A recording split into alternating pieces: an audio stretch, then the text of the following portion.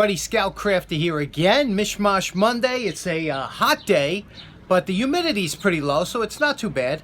But we got a few things to do downstairs, so let's get down and get started. Okay, like I said, it's Mishmash Monday. We're down the basement. Let's get started first off with a quick couple tool restorations or cleanups. Let's go check them out. Okay, first off, what we have here is we have two tools from the Juan Marquez collection. As you know, Juan is a real good friend of the show and has sent in a box of terrific tools that we're still working on today. The first one I picked out today was this Kraeuter. And you can see, I think it's a 391. Is that a 1 after that? 39. Anyway, it's a 5/8 inch by 12 punch. But this is a kind of a utility punch. It's used for a bunch of different things. I'll show you about that later when we get to it. A little bit of mushrooming on the top. Just, you know, need some cleaning up. It's a nice shape. It's not bent or anything. Then we have, from the same Juan Marquez collection, we have this. Now, I haven't seen this. You see it says 6X. And over here you can see it has a diamond with either a W or an M. So I don't know what that is, but or it could be an X-9, right? Probably an X-9 because it's probably a 9-incher. So it's probably read this way. That's probably a diamond with an M and probably an X-9 wrench. You know, these adjustables, but this one's pretty interesting. I like, you know, I love these auto wrenches, but you can see we have some issues here. The jaw's a little mangled up, and somebody used it as a hammer back here. You can see there, somebody used it as a hammer, and the whole top, it looks like it's kind of deformed a little bit. You can see in here, you see how it's kind of bent over, but you know, that's what we'll work on. So let's get these cleaned up and take a look at what they look like without the exterior patina.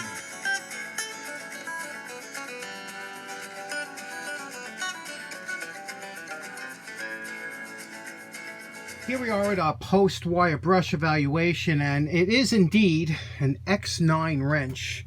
And I believe that triangle with the M is Frank Mossberg company. It looks like his, it looks like an early or even later, one of his copyrighted logos. And you can see here the patent date of November 13th, 1900, and also March 11th, 1902. So now, obviously, you want to keep that lettering because it is good to the wrench. But there is some, you know, dings and dents where people banged on it and whatever.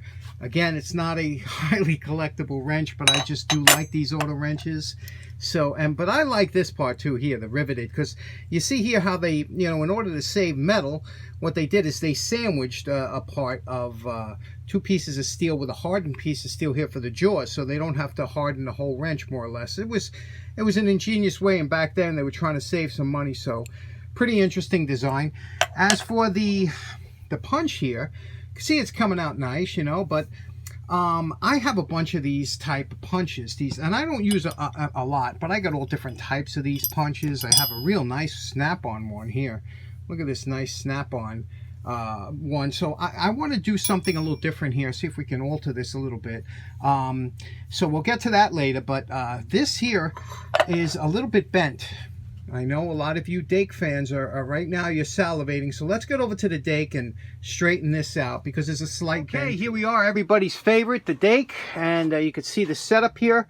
Very simple setup. We got 2 blocks of wood. We'll put the wrench in where we think the bend is, and we'll proceed. Now I'll do this in real time. Again, we don't need a lot of pressure on here. These wrenches weren't really made to have that. Okay, here we are. We have contact.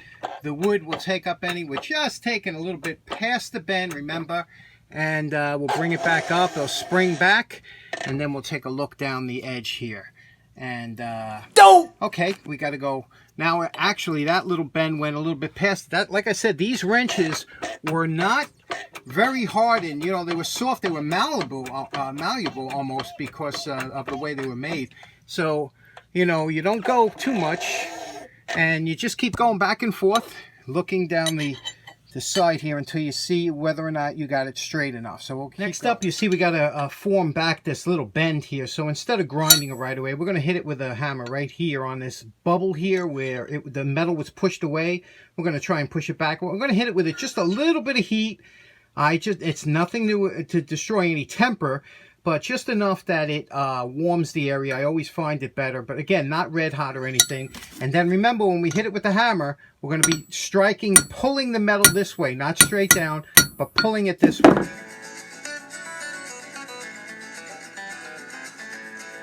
Okay, here we are. You can see we moved that metal back over here. There's still a little impression inside here, but that'll, you know, because we got to grind these ears off. But you see we moved that metal back.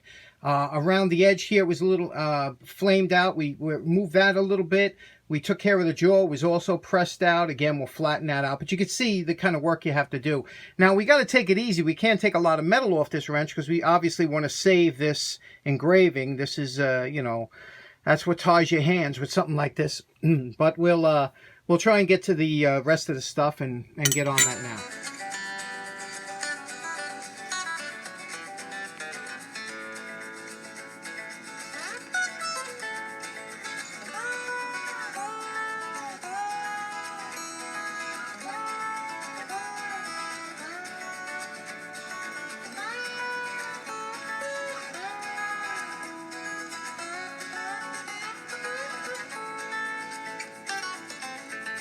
Now, you know my favorite part. Remember what these tools look like before we started.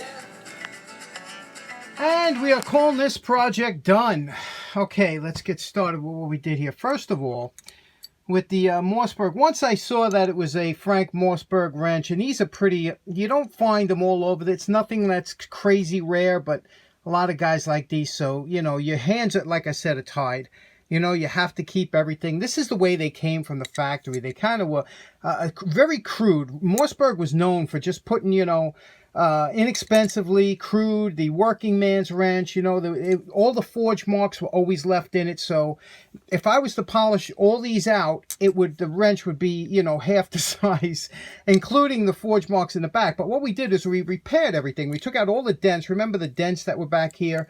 Remember the dents in the back of the wrench here that flared it out? So, and it operates now. I fixed the jaws. Remember the jaws were all screwed up? So everything is operational now. It's a nice, if you wanted to put this in a Frank Mossberg toolkit, it, you know, it would look original. It wouldn't look, you know, this is also something you might want to experiment with bluing. I hate cold bluing because it's just a black oxidation, but a real bluing or some other kind of finish. But you can see what we did here. We just got this one back in shape. This one here, I'm really happy with. This one here, you can see here, this is we kept all the Kraeuter and sharpened up. Look how nice and sharp that looks now. But what we did was we took out, now I told you I have a lot of those punches before, but one of my most used tools, especially as of late, is this little tool here that I made, you know, because it's like a more or less like a fid or a marlin spike for doing rope work. But this one, you know, is a little bit short, and I wanted something for larger rope or something. But look at this. It looks almost like a sabot or a, I mean, how nice is this? And everything is smoothed out here. You know, even though I got all the facets correct, I then smoothed it out. Look at the top there. This is a nice, this could be used for anything. You know, I don't even have to tell you, but just beautiful. But I want to use it for large rope work. I have some larger rope that this would, you know, work really well with. And, you know, it's just, I like it. I like what I turned it into, whatever it is. Now, the beauty of a marlin spike, if you've never used one before, it's really a terrific tool to have, especially if you're working, let's say you get a knot like this, whether it be braided or twist rope. This is some beautiful rope. You can see here with the green tracer in there. But let's say you wanted this knot as a type of knot that traditionally will cinch up and be hard to take out when it gets pulled tight.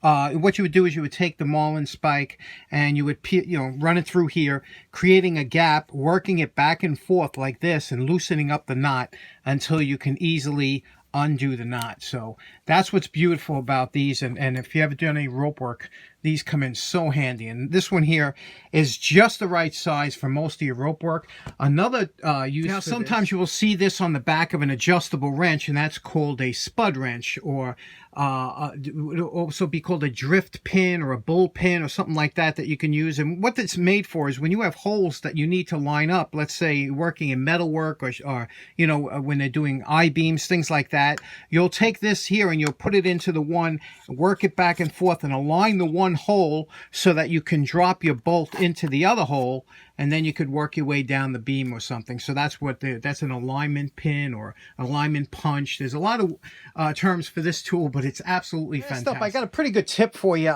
You know how I'm a big fan of Goop. If you've never tried it before, it's a fantastic product. All of them. This one here is Gojo. It's very similar. It's you know, they're hand cleaners, and they have lanolin and things like that, and it's very good on your hands. It works really well. What I do, because it's thick, and when you want to use it, you got to pop the lid off, you know, and try and get the lid and then take some, and it just makes a mess, you know. What I did was I took some out, not much. I mixed it with some hot water, just a very little bit of hot water, until I got a consistency of a liquid. So now I put it in one of these old soap bottles like this Dawn here, and when I go up here, it you know, comes out just like that. And when you use it, this stuff works fantastic. It works exactly like, you know, full strength, but it's just a little watered down so that you can disperse it like that. Now, as you know, you could use this dry or you could use it wet, but what a great tip this is. I mean, every time I use it, I think, wow, that was a good idea. So thin it, take a little bit out of your Goop, thin it out, fill up one of these containers, and it's much easier to use, and you don't have to worry about putting the lid back on when you're dirty. You know what a mess it makes. Anyway, try extra credit for my knot people out there. We all know this is a certain type of knot. You know what that is, right? But what happens if we take this out like this, reverse it, bring it down here like this? What is this knot called? Is it the same knot? Is it a similar knot? What's the difference? And which one do you think would hold better? The first one or the second one? Which one do you prefer and why?